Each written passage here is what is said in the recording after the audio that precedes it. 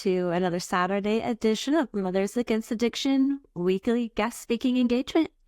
I am Cassie King, and I'm going to serve as your moderator today. For those of you that are less acquainted with us, Mothers Against Addiction is a global nonprofit organization. We're dedicated to helping mothers, parents, and families that are affected by addiction. We offer support, resources, and helpful information to mothers struggling with addiction, whose children struggled with addiction, or who have lost a loved one to addiction. We believe that mothers are the key to ending the cycle of addiction, and we're committed to helping mothers have a safe place to raise their voice, support one another, and heal. We are proud to offer our services free of charge to everybody from all walks of life, background, and belief system. Before we launch into introducing our guest speakers today, I did want to pass along a few friendly reminders to the group that is here live with us. We value everyone's confidentiality and privacy. This speaking engagement is being recorded, and it will be posted to our website.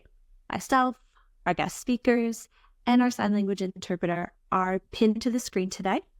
Should you want to pose a question or make a comment, please do so by typing in the chat, or you can use your raise the hand function and we will allow you to unmute and ask your question. If you choose to speak your question or comment out loud, your voice but not your face will be recorded. If you'd like to type it in the chat, I'm more than happy to read it out loud on your behalf. Without further ado, I want to present to you our guest speakers today. You heard me right, guest speakers. This is our first ever speaking engagement where we have two speakers. It's a very special interview to us this morning. We are joined by two very inspiring leaders at the helm of Mothers Against Addiction. We have Justin Harris, Chairperson, and Shana Ackles, the Vice Chairperson. Together, they've transformed their personal struggles with addiction into offering a powerful force for change. We welcome them this morning with open arms. Good morning to both of you. Good morning. Good morning. It is good morning. And afternoon to everyone else too, if you're other places in the world. I know the two of you are in Alaska, so it's very early. Thank you for joining us so early. Yeah. Not to be super redundant, but I really would love to start out by posing the same first question I asked to a lot of our guest speakers. Will you guys tell us a little bit about yourself, your backgrounds, and your journey that got you here today as board members and now guest speakers with the nonprofit you guys helped found? Yeah. You want to go first? Ladies first? You can go first. All right. I'll start first. I'm Justin Harris. We're up here in Anchorage, Alaska. Background is I'm in the mortgage business. Shana's in the real estate game. And the tie to addiction and how we got here today, a couple of ties to addiction. I'm not in recovery, and but my brother started smoking weed in high school, and outside of high school, it just progressed into harder drugs, and he spent his adult life either in jail or on the streets, as a drug addict. And I always, jail he always gets healthy while he's in jail, because there are drugs in jail for sure. He's certainly had periods where that's been the case, but a lot of times he's used that time to get himself well and eat good and exercise and do all those kinds of things. But as soon as he gets out, it's not long before he's back to using and on the streets, and he's in his 50s. So still holding out hope that one day he'll figure it out, but I don't know that that's very possible at this point in his life. How we got to Mothers Against Addiction is through watching our friends, Ed and Dar Walden, lose their son to addiction. He was a motocross racer, accidents in high school, and getting hurt is kind of part of the motocross game, and then prescription pills to get over the injuries, and that led to stealing other people's prescriptions to harder drugs like heroin and things like that. They did manage to get Chris clean through a lot of struggles of how do we do this? How do we pay for this? Sending him out of state, those kinds of things. And he did get clean and sober. He was living a great life, married, dog, planning on having kids. He was one of the top producing real estate agents in Alaska, and was actually the top team member a couple of years in a row. And just made a mistake one day and relapsed. And that one relapse cost him his life. His sister went and found him because he was late for a birthday party, and he was dead. And I still remember getting Dar and Shana, our besties. Dar called Shana a bunch of times while we were having breakfast with her brother in Seattle, and we came out to the car. Shana called back, and just the pain in her voice, I could still hear it. And we decided we needed to do something, and that led to the Christopher. I'll tell the story real fast, and we can get back into some of the details. But led to us helping them start the Christopher Walden Foundation of Hope, or House of, I guess, I don't know what it's called. Foundation of Hope. And what we do is we go partner with providers here in Alaska to open facilities for Houses of Hope, they're called, to help people get the treatment that they need in an affordable and sustainable way that Dar and Ed didn't have for Chris back when they were struggling through his addiction. And fast forward to us going to a Tony Robbins event, Business Mastery. We met Donovan on the jetway from Dallas to Palm Beach. Part of Business Mastery is a contest, and so Mothers Against Addiction was born through that contest. And we actually won the contest. Several thousand people, Mothers Against Addiction, won the contest, raised over $70,000, and decided we wanted to keep the party going post Tony Robbins. And that was two or 3 years ago. And now here we are today. Great. I think I heard that the amount of money substantial that you guys raised, but it was over the course of maybe 5 days, which I feel like is phenomenal. Mm-hmm. It just really highlights the need, the interest. Mothers Against Addiction has seen some significant growth and change over the past few months. It's a really exciting time. Where do you guys hope to see the organization grow in the next 6 months, 5 years? Well, I think, you stay true to our original mission, and it's just allowing people a voice. And what we've noticed through the foundation is that for us, it was, how do we help our friends heal? How do we help them heal? But what we've seen is through that healing, there's no greater army to fight addiction than people who love people struggling. So our hope is to provide a place and a voice and allow people to heal and give them a voice to make a difference if and where they choose through our resources. And if that's 2 people, that's beautiful. And if that's 2 million people, that's beautiful. I think the true, I don't want to say cure. I want to believe we'll cure addiction. I don't believe we will, but I do believe that the true value in giving people a space to feel safe and be heard is that eventually we can remove the stigmatism of addiction. And true change doesn't come until you can do that. Absolutely. And I think part of Mothers Against Addiction is the sense of community that we're able to create specifically with mothers. So what about mothers and that sort of niche was part of your vision for Mothers Against Addiction?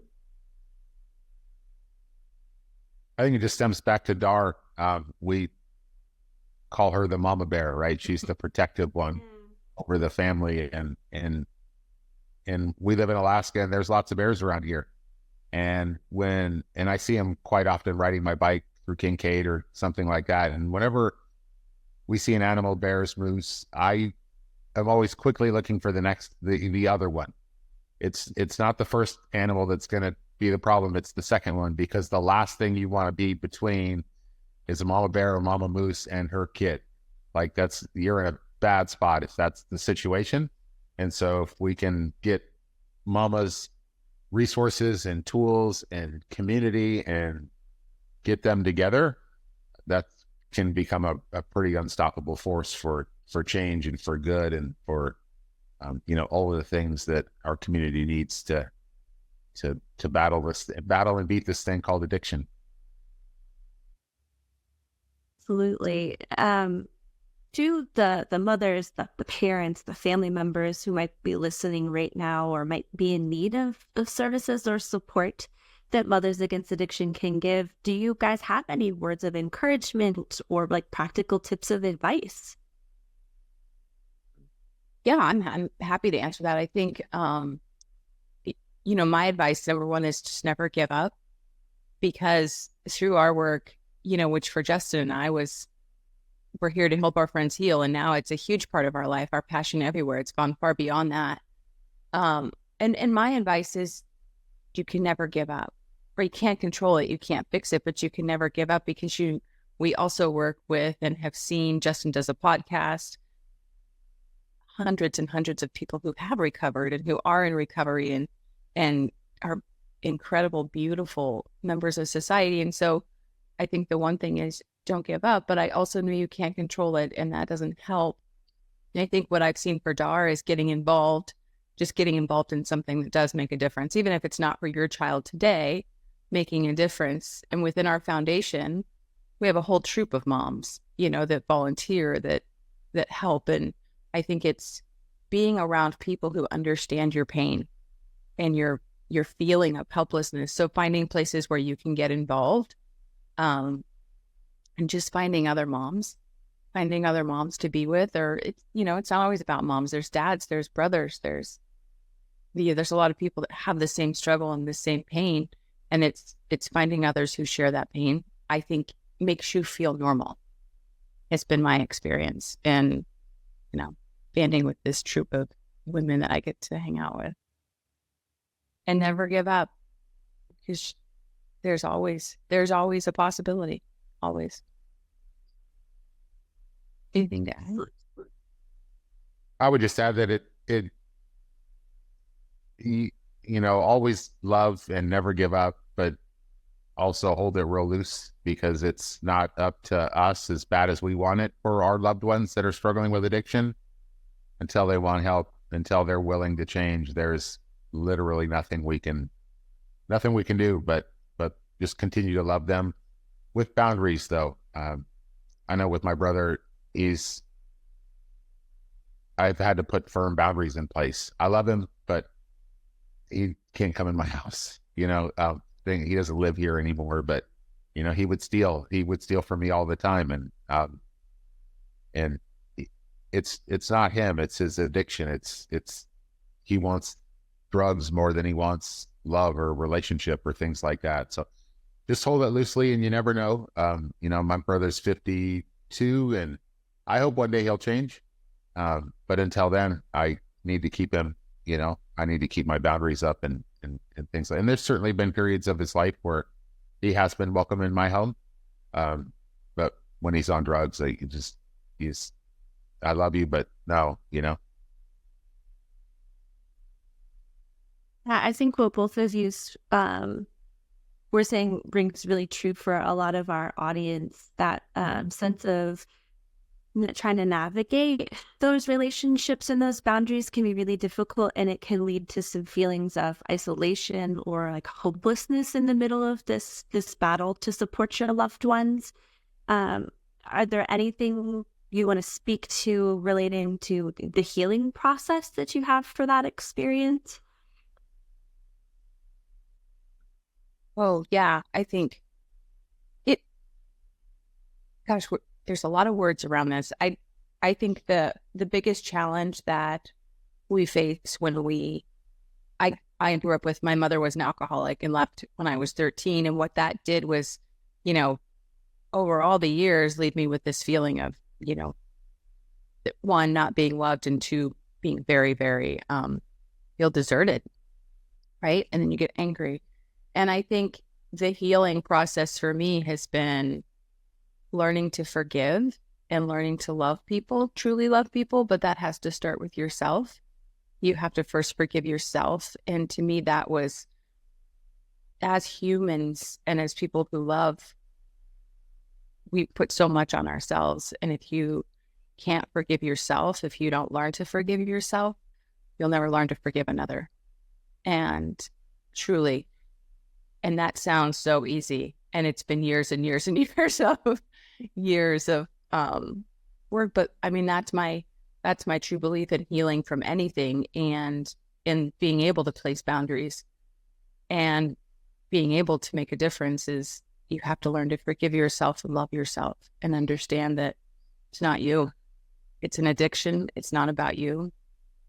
You didn't cause it. You can't cure it. You can't change it. You can just love yourself and forgive yourself. And I think from that, a lot of freedom can be born. And also realizing that it's not your fault, right? My brother has a twin sister, and she's a boss. She owns a company in catering company, top catering company in her market. Like, she crushes it. And she literally, they were born on the same day, like with the same resources, same upbringing, the same, all of that. Dar has 2 other children that one of them they're both really successful in life. You know, Chris just chose his own path. And so they choose their own path when they go down this addiction road. And it's, you know, a lot of moms want to beat themselves up for what they could have done different, or how could we have, and it's not your fault. It's you know, we all have free will. We get to do what we want to do. And we can't, you know, I get the beating yourself up, but it wasn't you. You couldn't have, I mean, people often want things to be different than they are, but that's fighting with reality. And so, yeah, it's hard, but it's not your fault. I think that's a good reminder that there's lots of highs and lows through this journey of supporting someone through addiction. And during those really, really tough moments, it can be hard to remember some of the things that you guys just were speaking about. What role has like support systems, resources played in your guys' ability to get through some of those tough moments? You want to go first? For resources, so I don't have the firsthand addiction experience other than my brother. I've got 4 girls, none of them do drugs. I haven't had to deal with that. Although we see it a lot in society, we see it, you know, in Anchorage, the homelessness is getting out of control in lots of other cities that we travel to. And I think a lot of that has to do with addiction and mental health and other things that are all related. For support, for me, it's just a lifelong learning mindset. I read lots of books and listen to podcasts and just have a wealth of resources to pull from when needed. Yeah, I think personally for me in healing, it's just been realizing I had to heal. You know, I think we can get so focused on fixing others and fixing the problem that we lose sight that we're the ones that probably need some love. So that was a big one for me, realizing that I needed to heal. And the thing that I've seen, and the thing that we fight so hard for, and I think a great resource for moms is like learning what you would do. We fight really hard in our facilities for critical care, because when somebody that's struggling raises their hand and like there's that brief tiny window that they want help, they have to be able to get help then. They can't be put on a waiting list. They can't wait. And so when you get that call that says, I'm ready, where are you going to take them? Like, if I'm a mom, I want to know what I'm going to do if I get that call.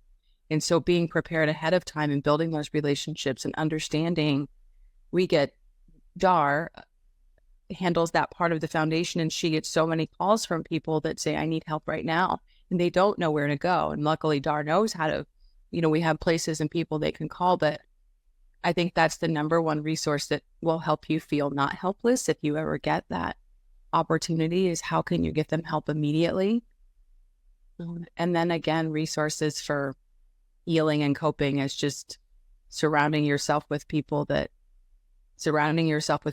understand and being careful to surround yourself with people that understand, that don't bring toxic energy into your life, right? Like finding the right resources of people that understand that you can heal and talk and feel normal with, that empower you and not make it worse, if you will. Because I think that's a real risk. That's a lot of words, and I don't know if those helped at all.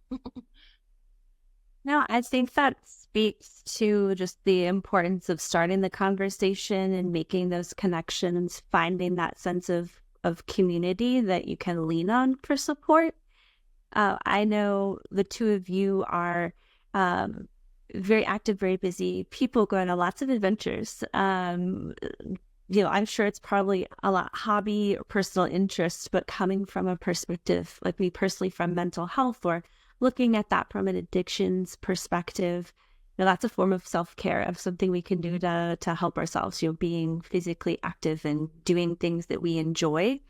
Does that play a role for you guys in your continued ability to fight the good fight to support those that are impacted by addiction? Oh, I think so. I think it, just for us and our lifestyle personally, our physical health and wellness and is paramount to anything we do. And I also think for us, we get to work with kids, some children struggling. We have a Christopher Walden School of Hope, and it's, heartbreaking and beautiful inpatient care for kids 12 to 18. And I think for us standing in front of a room of people talking about making healthy choices in life and finding sobriety, you can't do that if you don't walk the walk. So to us, a healthy lifestyle is like, that's the tip of the spear that everything else is born from. And it seems so, get it. If I'm a mom and my kid's living on the street and I don't know if I'm going to get a call tomorrow if they're dead, and I tell you need to get up and eat healthy and go for a walk, I get it. Like, people are probably saying bad words about me, and it makes a difference. It does. Being active also gives you the energy to do other things, right? Sometimes we wake up and I don't want to go for a run, but after I get back from the run, I'm way more energized. I'm like, now I have some energy to take me through the rest of my day and be clear. Yeah, get a lot more done as a result of pushing through the uncomfortableness of just get started. I always just tell myself, hey, just go run the first mile. And then once I get moving, I feel fantastic. For anybody out there that may be on the fence about reaching out to an organization like the Christopher Walden House of Hope, or like Mothers Against Addiction, from a supporter or a contributor aspect, what do you think is unique about Christopher Walden, about Mothers Against Addiction, that really highlights the importance of the work that we do, and why you would encourage people to be a part of these types of movements? I've got a friend, Bryce, who runs, actually met him at Tony Robbins. Same with that. I'm 6'8", he's 6'7", he's got lots of tattoos, so do I, and we kind of had this looking at each other across the room for a couple of days, and we finally connected, and we've actually become really good friends. We co-host the podcast together. But he says that the opposite of addiction is community. And I think that's true for the people that are in recovery. And I think it's also true for the people that have loved ones that are in recovery, right? The mothers and the brothers and the other people out there. So Shana had talked earlier, like, know what you're going to do when the time comes to do it, based on when they say they want help. And it's just about the community aspect of it. For Mothers Against Addiction or the House of Hope, it's having a support group of people that have a shared experience of, Mike's kid is in addiction, and just having resources and people to love on you and for you to love on other people. You know, a lot of Dara's healing has come through her walking other people through the pain of losing their kid. And there's lots of people on, you know, a lot of times we feel like we're on this island, we're isolated, it's just us. And, you know, if we get up and look around, we'll figure out, hey, there's a whole community of people on the other side of the island that are just like me, that love me and will accept me and that I can love. And it's beautiful when you get involved with other people. We're designed to be in groups. We're designed to have community. We're designed to have people around us. And there are lots of people that are already able and willing to help. And if you seek that out, pretty soon you'll be one of those people that are ready, willing, and able to help the next person that joins the community. Yeah, I think exactly. It's community. And I think the one thing that we've realized is that, and I started when I talked earlier about removing the stigmatism, and there's so much shame, you know, for so many people when you have a child that's addicted, or there's so much fear about judgment. And I don't, more than many times we've been in a room and we start a presentation or we start a conversation with, if you've been affected by somebody struggling with addiction, raise your hand. And 1 in 3 people raise their hand. It is so common in this world that people are fighting this epidemic for themselves and for others, and we just hide. And I think you'd be surprised if you ask the question how many people around you feel and are experiencing the exact same thing. Well, I don't think it's 1 in 3. I think it's 3 in 3. I don't think anybody is not affected by addiction in some profound way. It was interesting. Dar and Ed really struggled with whether or not to say out, you know, to say at the funeral what happened with Chris, and they ultimately chose to talk about it. You know, there was a lot of shame in it for them, and I'm glad that they did, because it was healing for them. There was another family in town whose son, he was the mayor at one point in time of Anchorage. His son died of an overdose at the same time Chris did. And they didn't say anything about it. They kind of swept it under the rug.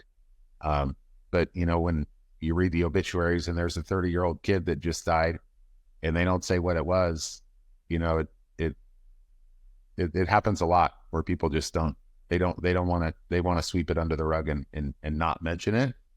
And I think it's a missed opportunity for a lot of people.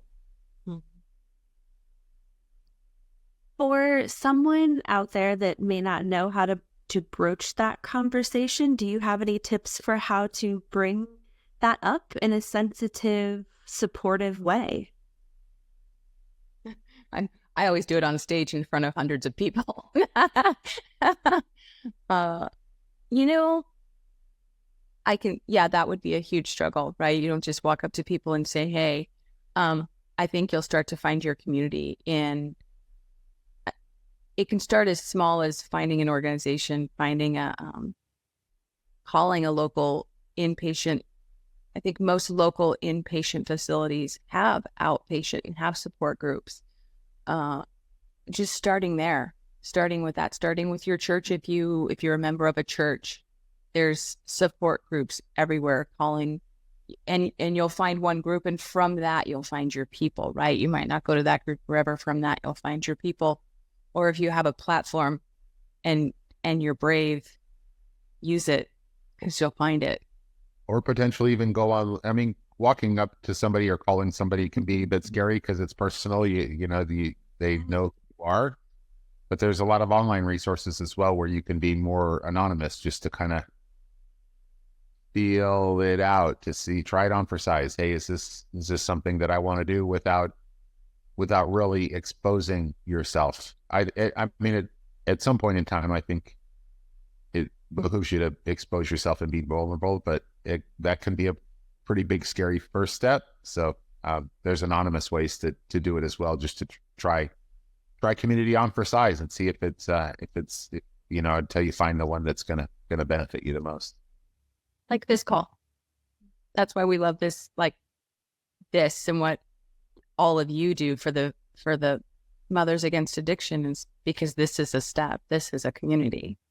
And if we can give people safety here, then where do they go with it? And if we can help rally people to work with us to go into their communities. Like you asked me early, Cassie, what's the vision? Like that's the vision. Give people a place to feel safe, to create that community and take it into their communities. I think it's a beautiful vision that it continues to impact a lot of people in some profound ways and will continue to give back to the bigger community, which is a wonderful, wonderful thing. Is there any additional part of your story, your journey that you think is important that our audience knows about you too?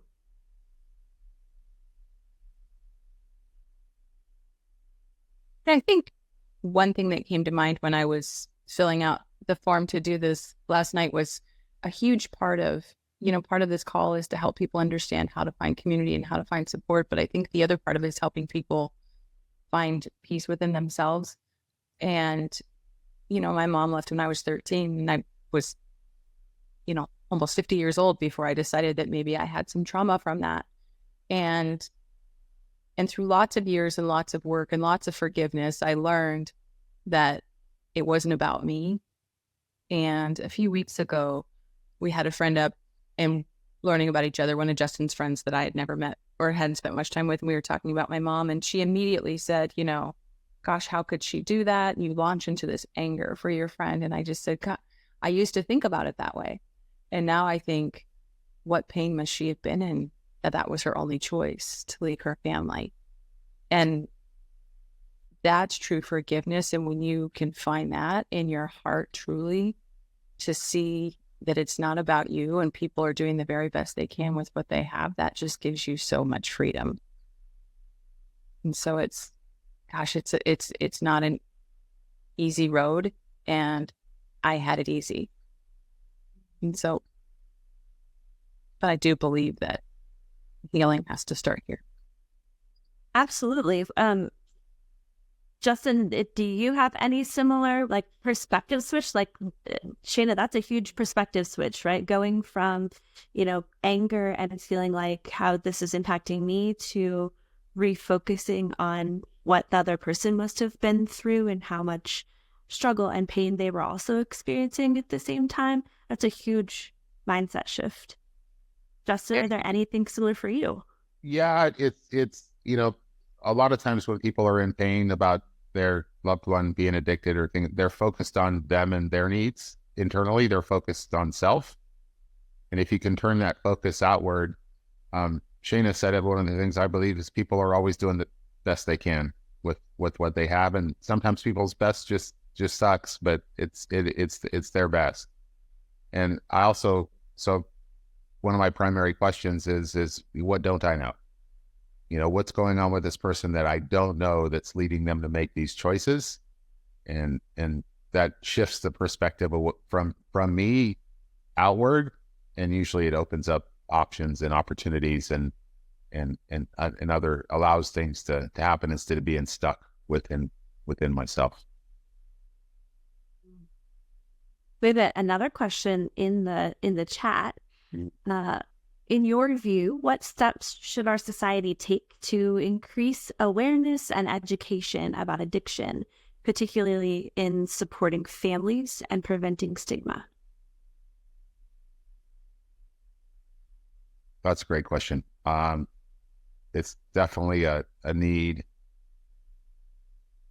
Shane and I recently, just through our work with the Foundation of Hope, started volunteering our own time at Volunteers of America in their rehab. They have a 12 to 18 inpatient rehab facility here locally that we've been going and spending time with the kids there. And we did one as a trial a couple of weeks ago just to see how it would go for us and for them. And we walked out of there on cloud nine. It was a fantastic afternoon. We sent them an email saying, hey, here's what we think went well, and here's where we think we could improve. But it was so good to go give to those kids, right? You got kids 12 to 18 that some of them are on suicide watch, right? They've got some real problems. And so for me, giving, of our time, treasure, and talents, if we can give things away and remove it from ourselves and focus on other people's needs, I think that's a big step in healing. It's hard to be depressed, and I've been depressed in my life. It's hard to be stuck when you're being of service to somebody else and seeing what kind of problems these kids are facing, and luckily they're at an inpatient facility where they can get all the help that they need. But a lot of these kids are going to go right back to the environment that created the perfect storm of them being addicted. And so it's awesome to be able to go help these kids and to see their mindset shift and to know who they are. I had said, now I know all your names. And one of the kids was like, all right, Tess, do you remember our names? And I went around and remembered every one of their names, And so I think it was important for them to know that somebody outside cares about them. And I know those kids got a lot from the time that we spent there, but I think we got the most, we got the biggest benefit just by going in there and giving. Yeah. What would you add? I think I definitely would add, and I can get on a soapbox about this and I won't, but I think it's the biggest problem that we face in our society today. And so we're fighting all of the things, around it, government, and the only way we win is our voices got to be louder to remove stigmatism. Like, we have to have a louder voice, and for each person to know, if you know this true in your heart, there's no better voice than yours. And it doesn't matter how many times, whether you're open one time about it or 1 million times about it, every single voice matters. And it's through those tiny, tiny things. It doesn't have to be one big thing to make a dent in removing stigmatism. It can be anything. Go volunteer, talk to other people, be in groups, just, again, finding your space in the community, and together that community grows. Beautiful perspective. Anything else that you guys would like to share with the group? I don't know. I would say I honor and respect people. We sit from a seat of, we're not active in this space right now, feeling this pain. We sit from a seat of a different space. And so it's easy for us to talk about these things. And I honor that people are willing to listen and maybe see beyond their pain to find hope for themselves, and hopefully one day for the person that they love, because it's really easy to talk when you're not in the middle of the firestorm. Absolutely. Yeah. Anything for you?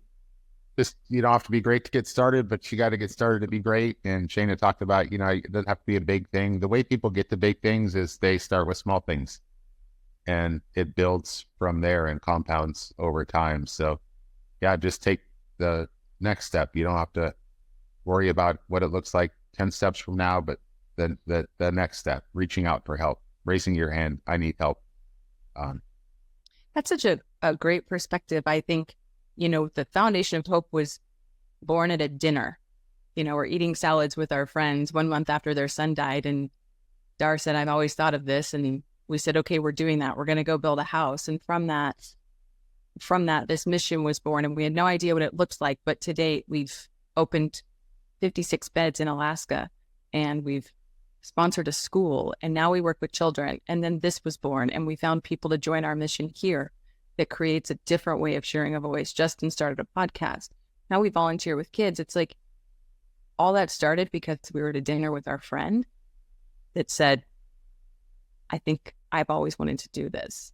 And now we have, like all of you, this beautiful, amazing board that carries out what we see as such a huge mission in society. And like Justin said, you just got to take one step, and you never know where it goes.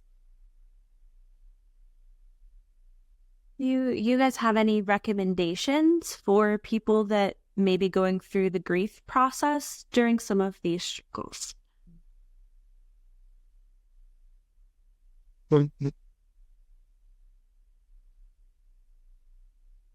Just thinking back to all the people that I think it's, again, you have to find your tribe. You have to feel normal and safe.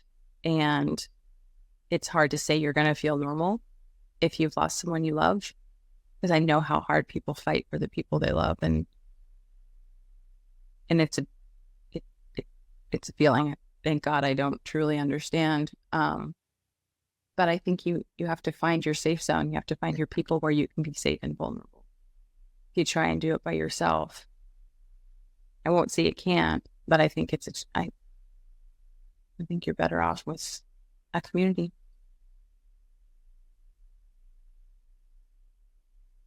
Now, you guys spoke a little bit, we touched a little bit on self-care, but coping mechanisms was brought up in the chat as well. Do you have a top one or two go-to coping skills that you guys utilize or have seen successful for others? One of the things I say a lot is better out than in. And journaling, I think, is a fantastic one. It's one I've used for a lot of my life. I started with, I am not in recovery, but I've certainly had my fair share of trauma throughout my life. And so lots of time in counselors' offices, and journaling is the big one for me. I journal almost every day, and have journals going back decades of my life that I can review and just see different mindsets and where I'm at. But just getting it out of my thoughts out of my head and onto a piece of paper. I use like pen and paper still. A lot of people do it online, but I like the act of actually writing is powerful. And another coping mechanism that I've used in the past when I've had anger to deal with or something like that is like writing out what I'm angry about, and then burning it and like watching it burn. It's very cathartic and has been very healing, and has allowed the anger to get out of me, and like in a safe way, right? I don't want to write some things about somebody and then worry about somebody finding it at some point in time, because I'm burning it right after I do it. And it's writing. I like writing, journaling. Yeah, I love that as well, and use it. For me, my coping mechanism has always been outdoors and fitness. Although I'm happy to do fitness indoors because I live in Alaska. I'm not quite as hardy as Justin. And so for me, my release is get out, like go do something, go for a run, go hike, go walk, go breathe fresh air. And it's not for everyone, but for me, that's what it is. That's what it is for us. And I think it's finding your thing. For some people, it's spiritual and prayer, and finding a space within a church. But definitely finding your thing. Meditation, walking, all kinds of, fresh air is good. Breath work, yoga. We go on and on. we had lots of coping. So I think it's an amazing recommendation because, to your point, it's very specific to each person. And sometimes there's some trial and error before you really find that thing, like journaling or breath work or running, that you really can connect with. And it's very cathartic, healing, and self-sustaining for us. I had another question come through the chat. Do you guys have any success stories that you'd like to share after your many years of service?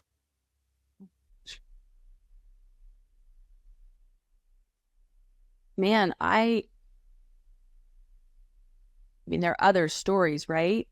I think our own personal journey of healing and forgiveness and love is a success story. That's our number one, my number one. But I also think as a specific story, we have a young man. He was on the show. We gave him to you guys a few weeks ago, a young man, Derek, who mid-30s, all too familiar story of addiction from high school and felonies and jail time. And we met him. He's he spoke for us, and Justin and I just brought this young man into our home, and we've loved and mentored him, and he's gone through some struggles and he's gone through some celebration. And I think if there's the one that comes to mind right now is just that relationship. And I don't know that we're keeping him sober. I think he's doing that on his own, but we're certainly walking his path with him to find how he makes a difference in the addiction world. And that's very personal to me right now in our work. Yeah, Derek's a good example. Dara, I think, is a great example as well. Just watching her heal and empower other people. And I missed it because I was just flying back into town, but Shana flew up a couple of weekends ago and did the ribbon cutting ceremony on the house that was just opened in Fairbanks. And Dar is the face and the voice of the Christopher Walden Foundation of Hope. And so she gets to get up and talk, but there's always pain in her voice, about when she talks about Christopher and the situation, but it's transformed over time from something that is unbearable to doing good for other people through the loss of his life, right? It doesn't have to mean that, I guess it's whatever meaning we give it, but she gets to do good things in the community because of the pain that she went through with Christopher. And so it's born this beautiful thing that other people, we made a video about it. And one of the things she said in the video is, hey, this isn't for me. This is for you. My son's dead. Like I can't change that, but I can move forward and help you. And maybe yours doesn't have to die. And so, it's been beautiful watching her heal. And I loved hanging out with Derek and great question. Yeah, that is a great question. You guys did a great plug, right, for our previous speaker, so everyone can go and watch the recording of of Derek Moore, and maybe you're giving us a tip for having Dar come in at some point in the future and offer a different perspective about what you guys have spoken regarding the Christopher Walden House of Hope. So I think those are wonderful success stories, and we can't share those enough in this space because it can get very heavy very quickly talking about some of these topics. There's another resource that just came to mind, and Justin does this podcast with Bryce, who we mentioned, called Thriving in Recovery. And I think if I wanted hope, I might go listen to some of those, right? When you feel like it just tells the story of people who've gone where you want your loved ones to go. And those are some beautiful stories of healing. Yeah, there was one of the most recent ones was a guy that had been in prison for over 30 years. He had like a double or triple life sentence, but he completely turned his life around in prison and started doing really good things for the inmates there. And they decided to let him out. It was like right before Christmas. And talk about a new lease on life, going from, hey, I'm never getting out of here. And he went into prison as a young man. He was in his teens. He was under 18 and happened to be somewhere where a murder happened. He didn't do the murder, but like he was in the gang, and so he got sentenced as if he did. But people can always change. People can always turn a corner. People can always, it's a decision in time. I talk about my brother, and I, don't know that he'll change after 30 years, but he could. And I hope he does. And I will be right there for him, if he decides that he, wants to take a new direction in life. So I'm a believer in people. I always see the best in people. So yeah, people can change. You can change if you're struggling in a low spot. Like it's possible. I know it's hard, but it's possible. One more question in the chat about the landscape of addiction. Is it possibly more ramped, or does that look a little different in Alaska compared to other places in the United States or across the globe for people who may be attending one of the locations? Addiction is rampant up here. One of the biggest challenges that we have in Alaska is the Alaska Native population is very susceptible to alcohol and drinking, and it affects them differently as a population than it does other people. And I know there's other populations around the world that alcohol affects differently, but it's a lot of the homeless people that we see in Anchorage are Alaska Natives, and they're just looking for a drink. They're just wanting to get, and they'll drink like anything to get drunk, vanilla extract and all kinds of crazy stuff, just to get that. And so and then there's all these other things that come along for the ride when you don't get help. There's the mental health side of things and the PTSD and all of the other stuff that comes with living on the streets. It's a tough way to live, especially when it's below zero outside. And these people, there are shelters here, but they get kicked out if they're using drugs or alcohol. And a lot of them are addicted. And so they'd rather take their chances at below zero than get the help that's available out there. I'm not sure I think as a society and as a country, we have a lot of work to do. Just because there's so much of it. I spent a lot of time in Santa Monica and Venice Beach. There's just homeless people. Shana was just in Austin. It's out of control there. San Francisco.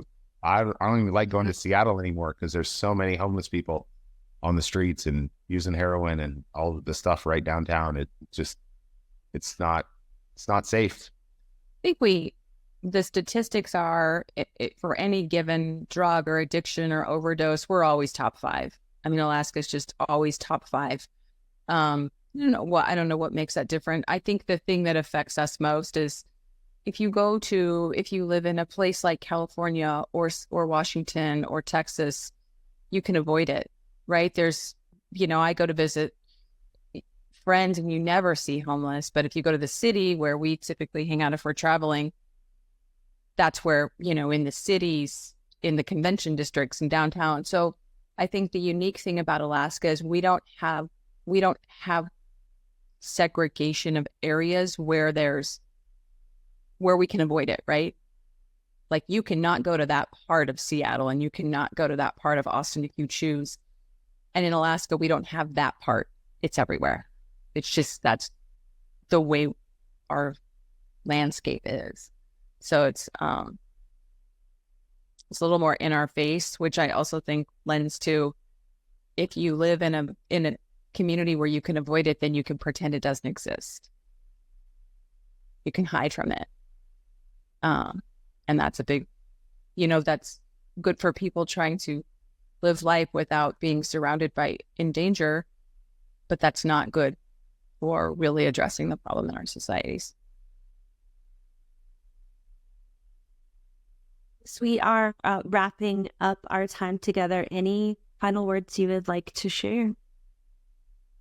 Oh, Subai. I just looked at my watch. Yeah. Oh, sweet. We could talk forever. Yeah, I think it just comes down to taking the next step, whatever that looks like for you. And if it looks like staying where you're at, that's okay. There'll always be people ready, able, and willing to help. And when you're willing to take this step, to raise your hand, and we would love to help. I know there's lots of people out there that would love to help. There are resources out there. There is a next step for you, and there's people out there that don't even know you, but they love you, and they want to help you, and they want to see you progress and be well, and if you can find a way just to take the next step, eventually you'll be in a position where you can reach back and give the next person a hand up. And that's I think that's a really good way to know that you've arrived, is when you start helping other people. And that's something we all have the ability to do right now today. Even if you don't think you do, you don't have to have everything figured out. We just had to know a little bit more than the kids in the room to help them take the next step. And so, yeah, there's lots of people that could benefit from your experience that would love your help. I think that's beautiful. I'll leave it there. Gonna say there's no better way, I think, to wrap up our time with you this morning than how you just summarized it. We really appreciate both of you being here today. I'm personally so thankful for you guys as being our founding board members, and we're so proud to continue to have your support for our mission and the growth of Mothers Against Addiction. So we appreciate you. We appreciate you guys. It's all your work that carries the voice forward.